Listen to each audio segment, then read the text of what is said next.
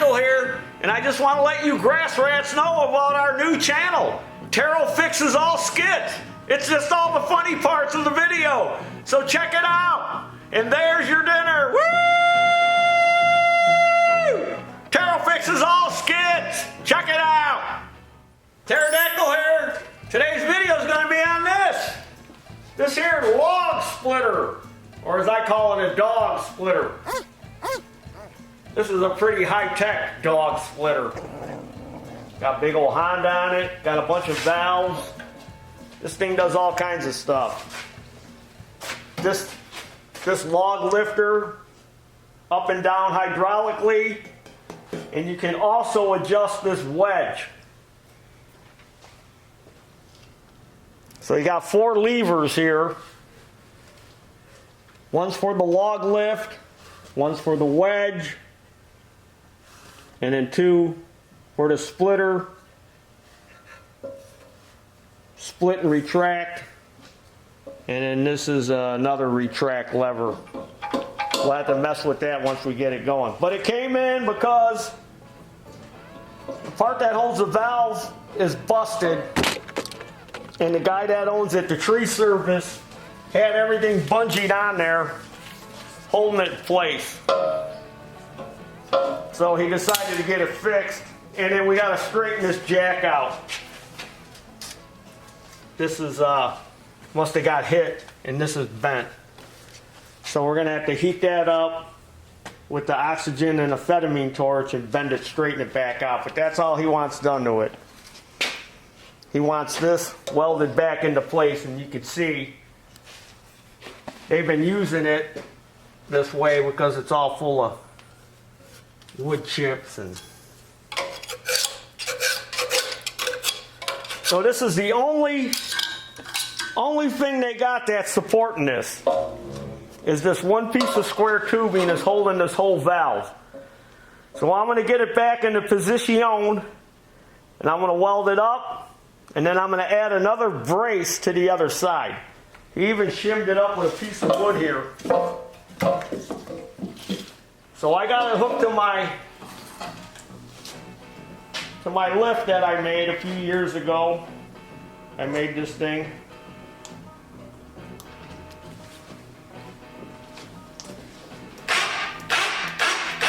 I hooked a sling to it. I disconnected all his bungee straps he had holding it in place. And I'll get that pretty close, and then I'll tack it into place. Put my spectacles on.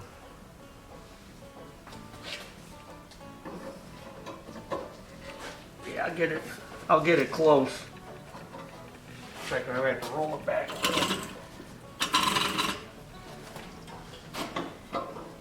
Yeah, that's better. Just like that. All right, let me get the welder and get the welder hooked up.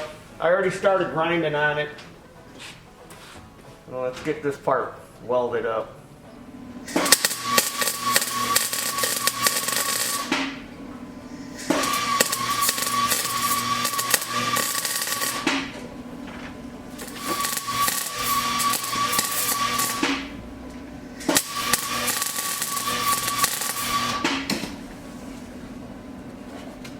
I'll go ahead and finish welding it. Whew, she's a smoky stover.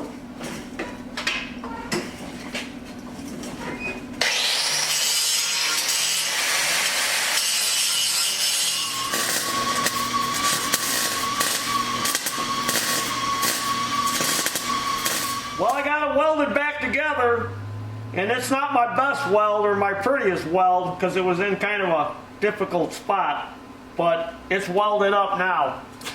So now I'm going to go on the other side, and I'm going to add some reinforcement because, again, this is the only part that they have it welded to, is right there.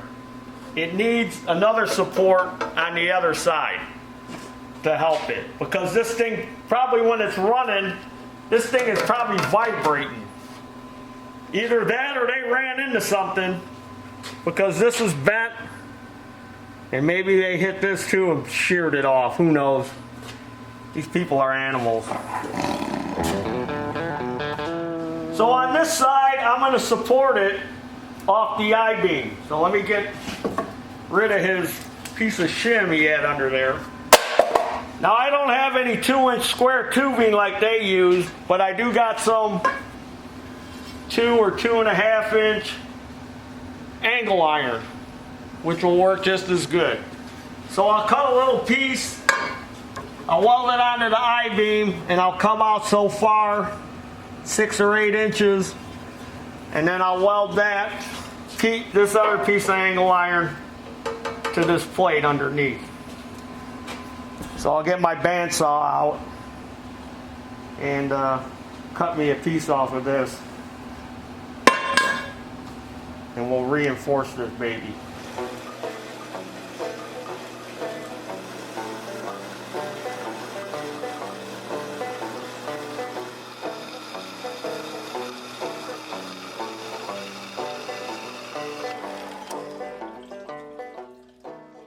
Okay, I got my brace welded up.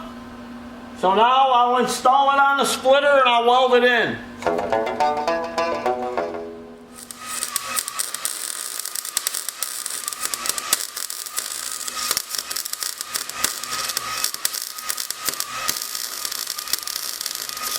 So I got my support welded in, and then I gave it a lick of paint, and I was a little heavy on the paint, so there's some runs in it, but you know what, who cares?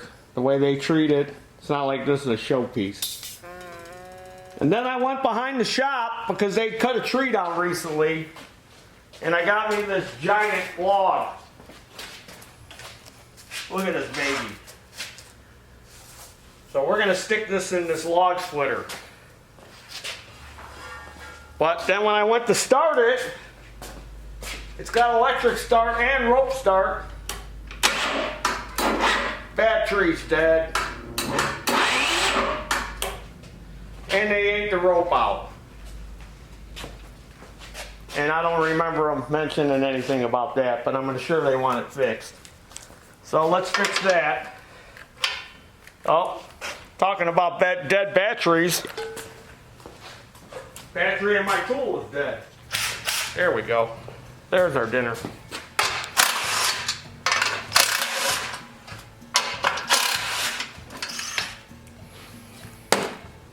So we'll stick a new rope, and I don't recall seeing the handle.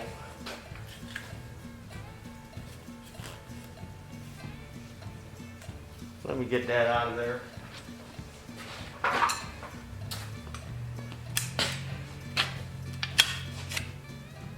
All right, real simple to fix this. We'll fix it on that bench over there. I'll go get a handle. So I can see this thing got a little smashed here. It's a little dented.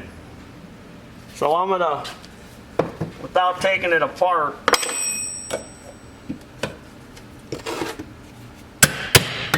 bend that back.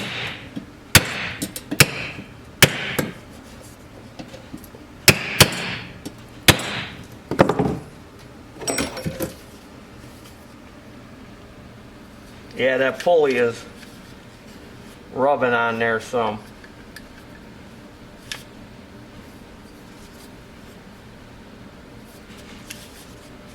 So I'm going to take it apart and bend it back. So I need to get a 5/16 or 8 millimeter.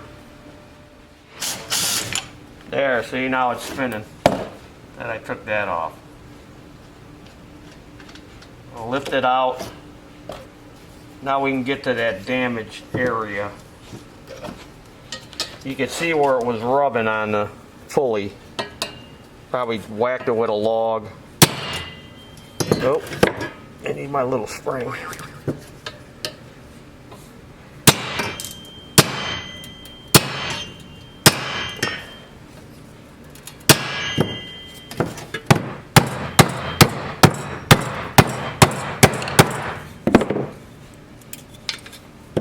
A little bit more over here.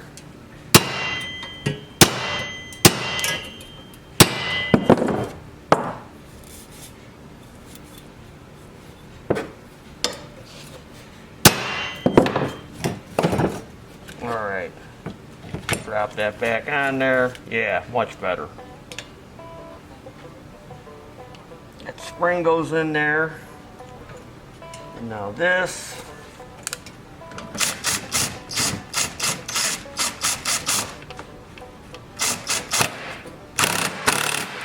All right. So basically, when the rope breaks, you don't have to take it all apart to put a new rope in, depending on the recoil. People do this all the time. They bring them into me and they take it all apart to put a rope in. It's like you didn't have to take it all apart.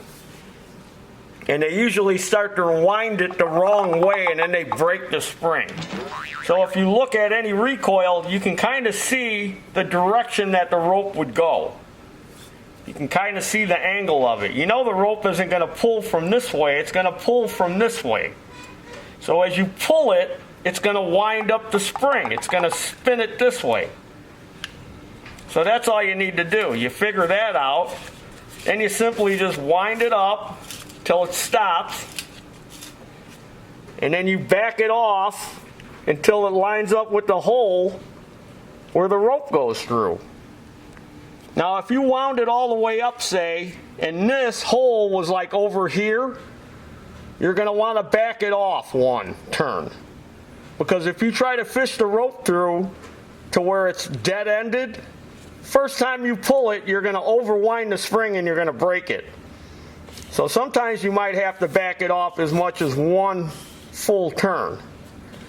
With this one, when we wind it up, it ends up over here.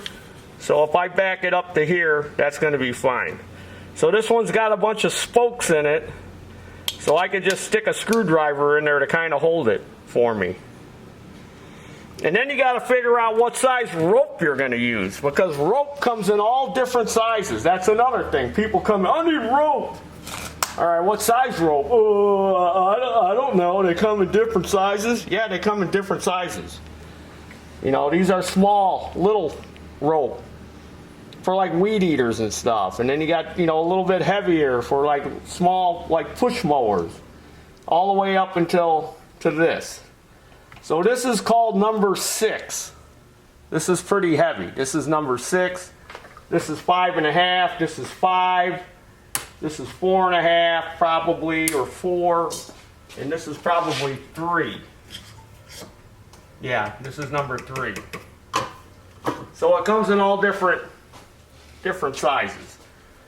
And of course it's nylon rope, so when you cut it, it's going to fray on the end. And you don't want it to fray, so you heat up the end of it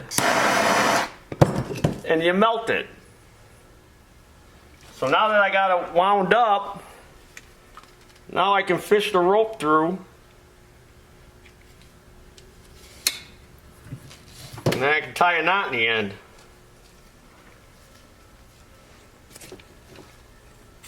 Because some manufacturers, they give you the length of the rope that it needs. Well, I don't know all the different lengths for all these different recoils. So I just do it this way. So now I got it in there, and when I let go of it, it's sucking the rope in. And then I just want to watch and see how much it fills the pulley on there. Because you could put too much on, and in the case of here, now we run out of spring tension. So we want to make sure it's got enough tension on it to hold the handle in place. And we also want to make sure it's going to be long enough. So look, that's pretty long. And I'm not even at the end yet. There's the end. So you just kind of gauge it that way. So that feels like it's got good tension. So I'm going to cut it right here. Now I got to get my cutters. Candy, where's the cutters? There's supposed to be cutters in here. Here they are. Alright, so right there is a good spot.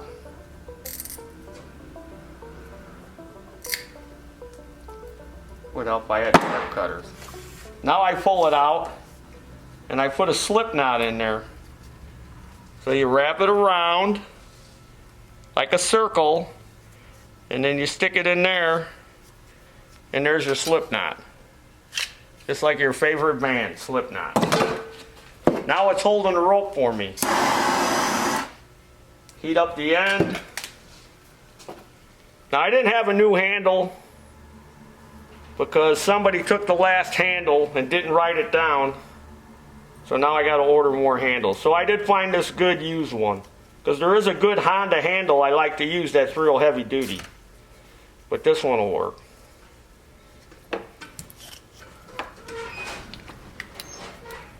And then when I give it a yank, it'll take that slip knot out. And then it sucks the rope in. So now we got plenty of rope. So when that animal that works for that tree service yanks on this rope, hopefully he's not going to pull it to the end and break it again. It's probably just rotted. Alright, so now we can stick it back on. Let's turn it on, choke it.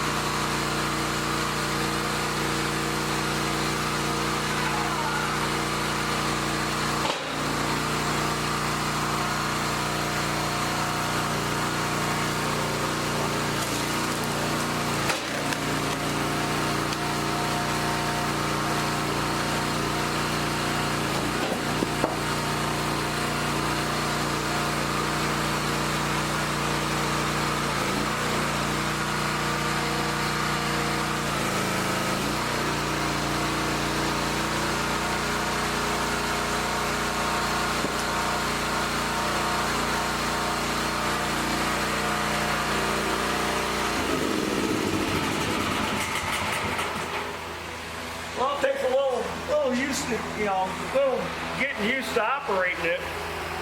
This thing does lock forward, which isn't really safe. So you just got to get used to all these levers. And I did catch my finger on something when I was messing with that log, and then ripped her open. I'll live. So next we just got to straighten out that jack. I can see it came off of my jack stand that I put under it. But yeah, pretty high tech. They put a crappy battery on it. Like, I don't know if that's the battery that comes with it. I got my little jumper here. And I'll just put this right to ground on the motor.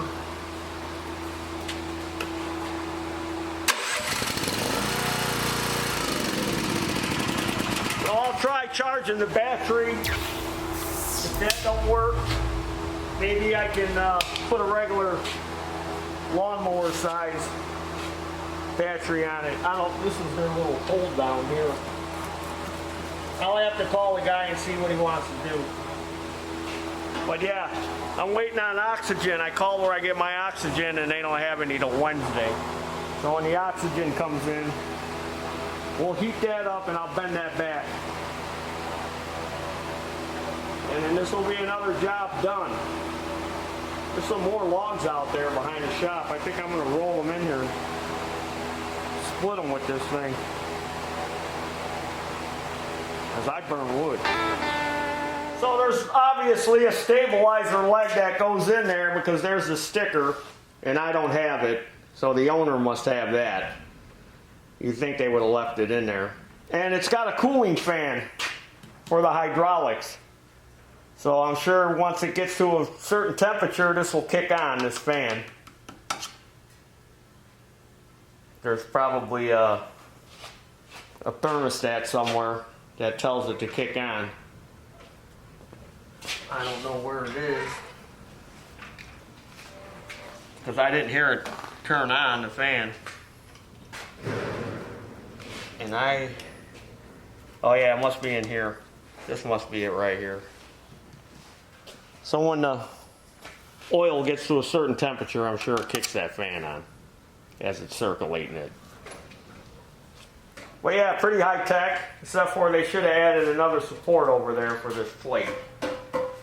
Which we did now, so now it's better and stronger than it was before. But yeah, it's a pretty high tech thing. You could really hurt yourself with this if you're not careful. Especially if you got two guys operating it. That's not a safe thing to have two people operating a log splitter. One putting the logs in and the other one tugging on these levers. That's how fingers and stuff get chopped off. Okay, we got our oxygen and amphetamine torch. So now we're going to heat that up and try to straighten it out.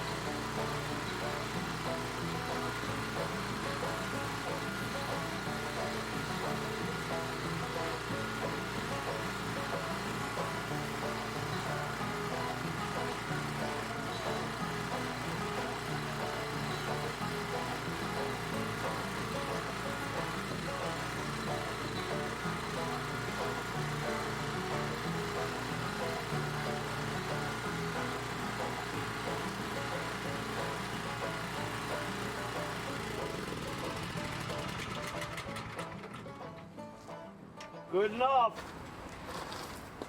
Took a lot more than I thought, but straighter than it was. I don't know what the heck they ran into to bend that thing, but it took a lot of force to bend it. Better than it was.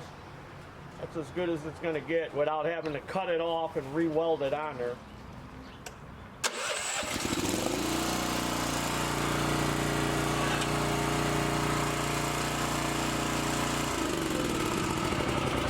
Well, there it is. It's not perfectly straight, but it's a lot better than it was. They'll be happy with it. Now I can get this thing off my truck. There we go. Oh yeah, much better.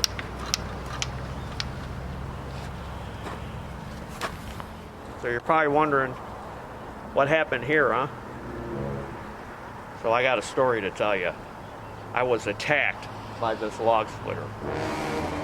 So I was splitting wood with it, and I got into a piece that had a bunch of knots, and a piece shot out and hit me right in the nose, and blood was everywhere. It was gushing out. I thought for sure I was gonna have black eyes and everything else. You gotta be careful when you're operating this stuff, especially knotty wood. So I told Slippers, and Slippers said, that's that tree getting back at you for having it cut down behind the shop. And you know what? I think he's right. That tree lashed back at me. It was the last piece of wood I was splitting too. And boom! Man, it sounded like a gun going off. I'm lucky I didn't get hurt worse than I did hitting my nose. My nose is big already. It don't need to be any bigger. There's the piece that got me. So needless to say, after I got done splitting, well, after I got done out of the bathroom, shoving toilet paper up my nostrils to stop the bleeding, I thought, I'm not going to split that piece anymore. I'll just use it to test chainsaws on. If that piece of wood would have hit me a couple inches lower, it would have knocked out my beautiful teeth. Oh yeah, and then I would have been no tooth Taryl. So we got this thing going and fixed. Even though it bit me, you got to be careful, because sometimes this equipment will attack. So you always got to be on your guard. And I was off my guard a little bit, and I got attacked right there in the nose. Could have been worse. I got lucky. So subscribe to this YouTube channel, Taryl Fixes All. I'm Taryl Danger. That's my new name, Taryl Danger. Follow me with your broken noses on Facebook and Instagram. Go to our web store, check out all the stuff we got. Maybe you want to get something. Maybe we should have a shirt with the slice on the nose. I'll get a red Sharpie and draw a line on there now. And as always, there's your dinner. Woo! Attacked by the log splitter. That log done split me. Split my nose wide open. Man, I'll be glad to see this thing gone. That's a mean looking splitter. That's got danger written all over it. That's some Mad Max stuff right there. That's what Mad Max would split wood with.